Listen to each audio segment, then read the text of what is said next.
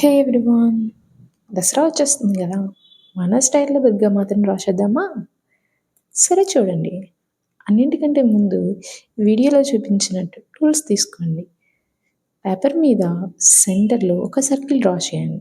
So, next ఏం చేయాలంటే దుర్గామాత ఫేస్‌ని ఒక అవుట్‌లైన్ డ్రా చేయండి చిన్నగా. తర్వాత మీ దగ్గర ఉన్న జామెట్రీ బాక్స్‌లో ఒక ప్రొట్రాక్టర్ తీసుకొని యాంగిల్స్ అన్ని డ్రా చేయండి 360 డిగ్రీస్‌కి. ఓకేనా?